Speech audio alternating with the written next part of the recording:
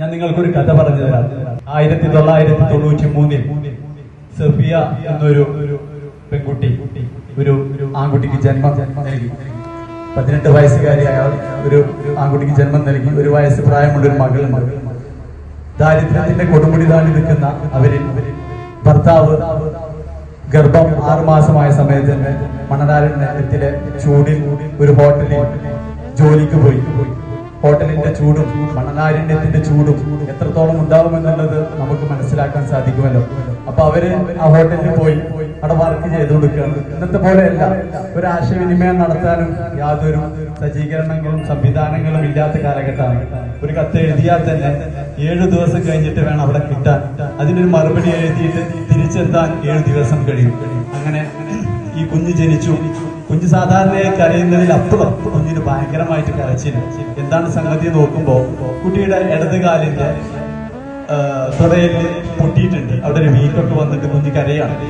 ചോരക്കുഞ്ഞല്ലേ, ഭയങ്കര കരച്ചിൽ കരഞ്ഞുകൊണ്ടിരിക്കുകയാണ്. അപ്പോ ഈ സഫിയയുടെ മാതാവ് ഡോക്ടറെ പോയി ഓടിപ്പോയി വിളിച്ചു വന്നു.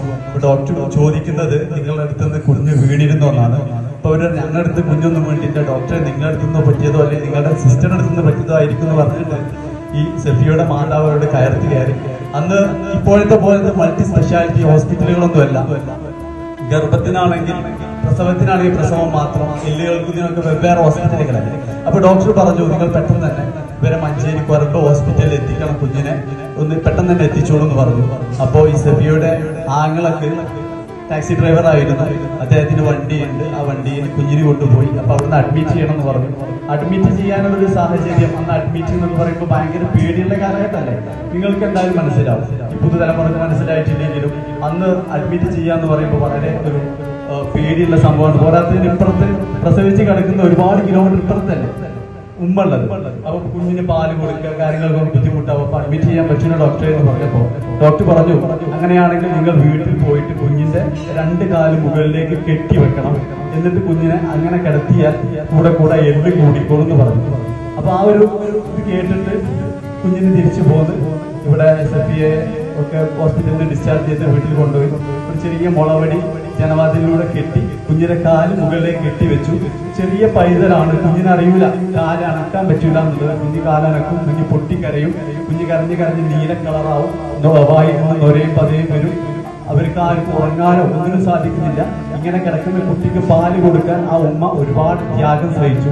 കാരണം പാല് കൊടുക്കുമ്പോൾ നമ്മൾ ഇങ്ങനെ പിടിക്കുന്നതിന് പകരം ഉമ്മ കുഞ്ഞിന് വേണ്ടിയിട്ട് കുമ്പിട്ട് നിന്ന് കൊടുക്കേണ്ട സാഹചര്യം ഉണ്ടായി. അങ്ങനെ കുഞ്ഞിന് അങ്ങനെ പാല് കൊടുത്ത് കുഞ്ഞിനെ നോക്കിക്കൊണ്ട് നിൽക്കുന്ന സമയത്ത് എത്രയായിട്ട് കരച്ചിൽ നിൽക്കുന്നില്ല. ഈ വീണ്ടും കരഞ്ഞുകൊണ്ടിരിക്കുക. അപ്പോ അയൽവാസിയായിട്ടുള്ള ഒരാൾ പറഞ്ഞു നമ്മുടെ ഇവിടെ ഒരു മൂസവൈദ്യരുണ്ടല്ലോ, അദ്ദേഹത്തിനൊന്ന് കണ്ടുകൂടെ എന്നുള്ളത്. അങ്ങനെ ആ മൂസവൈദ്യരെ തേടി പോയി. മൂസവൈദ്യര് വന്നു, കാല് വടി വെച്ച് കെട്ടാൻ ശ്രമിച്ചു. 2 ദിവസം കെട്ടയക്കുമ്പോ കുഞ്ഞ് വീണ്ടും കരയാണ്. ഇത് കൂടുന്നില്ല. നമ്മള് വലിയ ആളുകളെ പോലെ അല്ലല്ലോ, കുഞ്ഞ് കാല് പിന്നെ കരയാണ്. അപ്പൊ ഈ ഡോക്ടർ മൂസവൈദ്യര് പറഞ്ഞു എന്നെ കൊണ്ട് ഇത് കൂടിയാ എന്നെ കൊണ്ട് കഴിയൂല, നിങ്ങൾ ഇത് വേറെ ഏതെങ്കിലും ഇത് നോക്കിയത്. അപ്പൊ അന്ന് ആ കാലഘട്ടത്തിൽ CD ഡോക്ടർ എന്ന് പറഞ്ഞൊരു ഡോക്ടർ അവിടെ ഒരു നോക്കിയിരുന്നു, എല്ലിന്റെ ഡോക്ടറാണ്. അദ്ദേഹം പിന്നെ അവിടെ നിന്ന് മാറിപ്പോയിട്ടുണ്ട്. അപ്പൊ അദ്ദേഹത്തിന് നമ്മൾ പോയി കണ്ടാൽ പെരിന്തൽമണ്ണ എന്ന് പറഞ്ഞ സ്ഥലത്താണ് ആളുള്ളത്. അവിടെ പോയി കണ്ടാലോ എന്ന് പറഞ്ഞപ്പോ ഈ കൊണ്ടോട്ടിക്കാരായ ഇവര് കൊണ്ടോട്ടിൽ നിന്ന് വരികയാണെന്നുള്ളതും അതുപോലെ തന്നെ ചെറിയ കുഞ്ഞാണെന്നുള്ളൊരു കൺസിഡറേഷൻ കൊണ്ട് ആദ്യം തന്നെ അകത്ത് കയറ്റി. അപ്പൊ ഉമ്മാന്റെ കയ്യിലാണ് കുഞ്ഞുള്ളത്. ഉമ്മാന്റെ കയ്യിൽ നിന്നും കുഞ്ഞിനെടുത്ത് അവരുടെ ഡോക്ടറുടെ ആ ഒരു ടേബിളിൽ വെച്ച് ഒരു മഞ്ഞ ഓയിൽമെന്റ് കുഞ്ഞിന്റെ ഇടത് കാലിൽ പുരട്ടിയിട്ട് കുഞ്ഞിന്റെ കാല് ഡോക്ടർ പിടിച്ചിട്ട് ഒരൊറ്റ തിരിച്ച് കുഞ്ഞ് പൊട്ടിക്കരഞ്ഞു. ആ കാഴ്ച കണ്ടിട്ട് ഉമ്മ അവിടെ നിൽക്കുകയാണ്. ഉമ്മയുടെ ഹൃദയം പൊട്ടി ഉമ്മയും ആർത്ത് പിടിച്ചു. അപ്പൊ അവിടുന്ന് ഡോക്ടർ ചോദിച്ചിട്ട് ആരാണ്? അപ്പൊ അവര് പറഞ്ഞു ഉമ്മയാണ്, കുട്ടീന്റെ ഉമ്മയാണെന്ന് പറഞ്ഞു അമ്മ. അപ്പോ ഡോക്ടർ പറഞ്ഞു ഉമ്മയായിട്ടാണോ കുട്ടീനെ കാണിക്കാൻ വേണ്ടിയിട്ട് ഉമ്മയെ പുറത്ത് അങ്ങനെ ഉമ്മയെ പുറത്ത് നിർത്തി. ഉമ്മ പുറത്ത് ഉള്ളിലെന്താ ആവുന്നതെന്നറിയാത്ത ആ വേവലാതിയിൽ ഉമ്മ ബേജാറായിക്കൊണ്ടിരിക്കണം. അപ്പോഴാണ് ഉമ്മയുടെ ആ ഒരു സഫിയയുടെ ആംഗള പുറത്തേക്ക് ഓടുന്നത്. അപ്പൊ എന്താണ് സംഭവം എന്ന് അറിയുന്നില്ല. പുറത്തേക്ക് ഓടി പിന്നെ വരുന്നത് ഒരു ചെറിയൊരു ബോക്സ് കയറ്റാണ്. അങ്ങനെ ബോക്സ് കയറ്റി ഉള്ളിൽ പോയി ഉമ്മ അതുവരെ ഉരുകാണ്, പുറത്തിരുന്നിട്ട് ഉരുകാണ്. കുഞ്ഞു പൈതലിന് എന്താണ് സംഭവിച്ചതെന്ന് അറിയാതെ ഉമ്മ പുറത്തിരുന്ന് ഉരുകാണ്. അങ്ങനെ ഉള്ളിൽ പോയിട്ട് പിന്നെ കൊണ്ടുവരുന്നത് അന്ന് വരുന്ന മഞ്ചേരി കൊരമ്പ് ഹോസ്പിറ്റലിൽ ഡോക്ടർ പറഞ്ഞതുപോലെ കുഞ്ഞിന്റെ 2 കാലുകളും ഈ സ്റ്റാൻഡിൽ ഇങ്ങനെ ഒരു ട്രേയും അതുപോലെ തന്നെ ഒരു പോസ്റ്റുകൾ. ആ പോസ്റ്റിൽ കുഞ്ഞിന്റെ 2 കാലും ഇങ്ങനെ ട്രയലായിട്ട് കുഞ്ഞിനെ കൊണ്ടുവന്നു. ഈ കുഞ്ഞിനെ ഇതുപോലെ ഇനി നിർത്തണം എന്ന് പറഞ്ഞിട്ട് കുഞ്ഞിനെ കൊണ്ടുവന്നു. അങ്ങനെ കൊണ്ടുവന്ന് ആ കുഞ്ഞിനെ 6 മാസക്കാലത്തോളം അതുപോലെ നിർത്തി.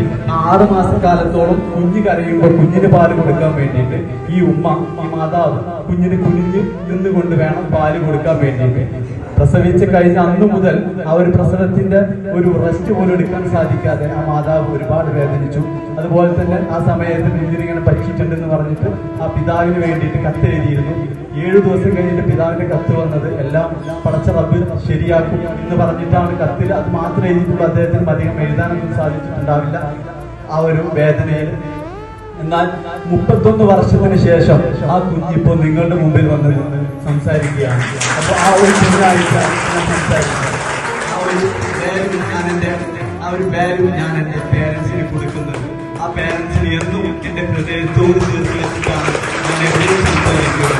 അപ്പൊ ആ പേരൻസിന് അതുപോലെ നിങ്ങളെല്ലാവരും നിങ്ങളുടെ പേരൻസിനെ നിങ്ങളുടെ ഹൃദയത്തിൽ ചേർത്ത് വെക്കണം. അവരെ നോക്കാനുള്ള ആളുകൾ നിങ്ങളാണ്. ഇതുപോലെ തന്നെ ഡേക്കർ സെന്ററിൽ കൊണ്ടുവരുന്നതിന് കുഴപ്പമില്ല. ഇതുപോലെ തന്നെ നമ്മുടെ കാലിക്കറ്റ് തന്നെ ഒരുപാട് വൃദ്ധസദനങ്ങളുണ്ട്. വൃദ്ധസദനങ്ങളിൽ ഒരിക്കലും കൊണ്ടുപോയി തള്ളാനുള്ളതല്ല ഈ മുത്തുവൈരങ്ങളെ. അപ്പൊ എല്ലാവർക്കും നല്ലൊരു ദിനം ആശംസിക്കുന്നുണ്ട്. ഞാൻ എന്റെ വാക്കുകൾ നിർത്തുന്നു. ജയ്. Thank you very much.